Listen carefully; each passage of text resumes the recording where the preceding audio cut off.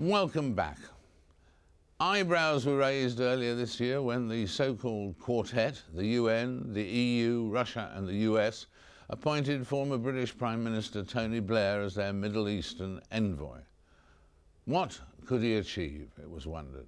The eyebrows were raised even higher last month when the UN's rapporteur to the region, John Dugard, spelt out in public what many had been saying in private, that the Quartet is bound for failure and that the United Nations would do better to abandon it.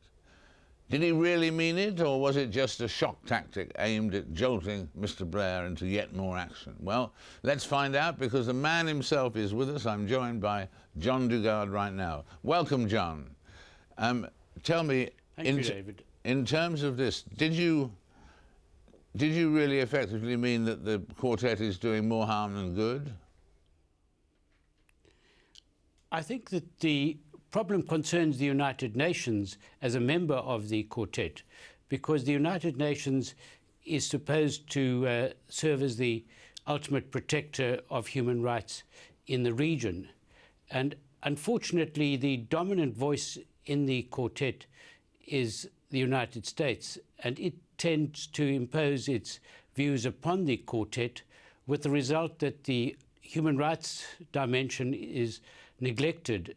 And so all I wish to suggest was that the United Nations should consider withdrawing from the Quartet if it were not possible for the United Nations to persuade the Quartet to adopt a more human rights friendly approach towards the Palestinian territory.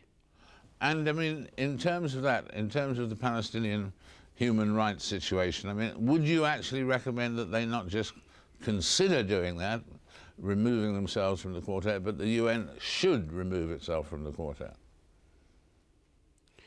Well, I think there needs to be serious consideration given to this issue.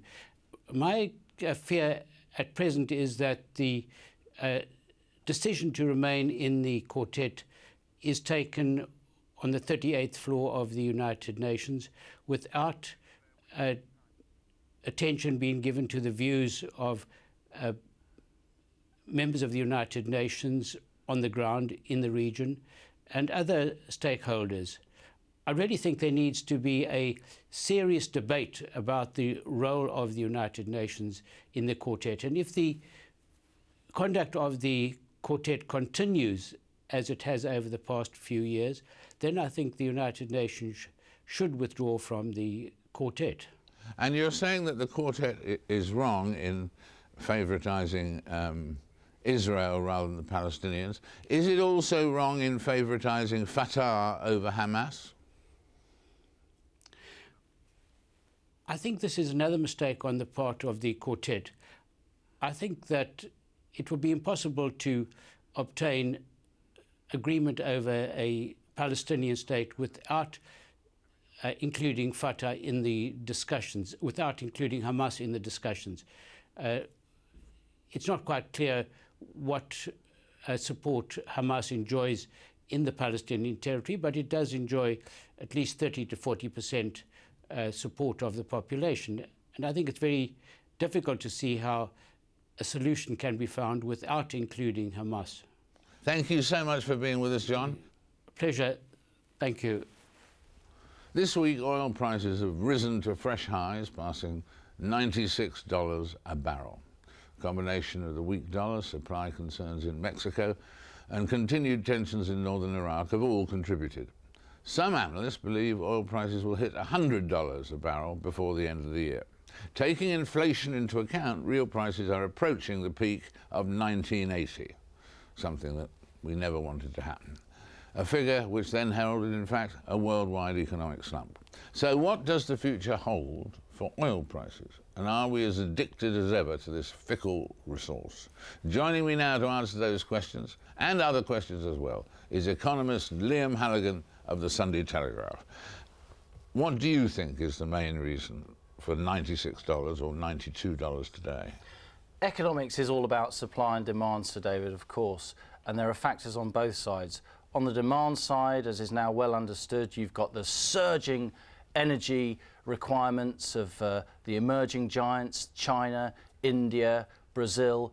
These countries are at early stages of industrialization. They're building lots of roads and factories. That's a very energy-intensive process. Their people are getting richer. They're demanding to drive cars and have air conditioners and fridges. So per capita demand for oil and all other energy resources is going up in those countries. But this isn't just a demand-led phenomenon, in my view, as some analysts have tried to claim, because there are supply concerns, just as there were back in 1980. Back then it was the OPEC oil embargo, of course, which we know all about. But this time round, the supply concerns really are that global oil companies are pumping oil faster than we're replacing oil by finding new reserves. You know, we haven't found a major oil field in the world, despite a desperate scramble for oil, for the last 30 years. You mentioned Mexico, Cantrell, which is the second largest oil field in the world in Mexico. There are concerns that that's losing pressure. Saudi's huge oil field, Guar, there are concerns that that's losing pressure too. So there has been a desperate search for more oil reserves, and quite frankly, the international oil majors in the Middle East and elsewhere aren't coming up with those new reserves.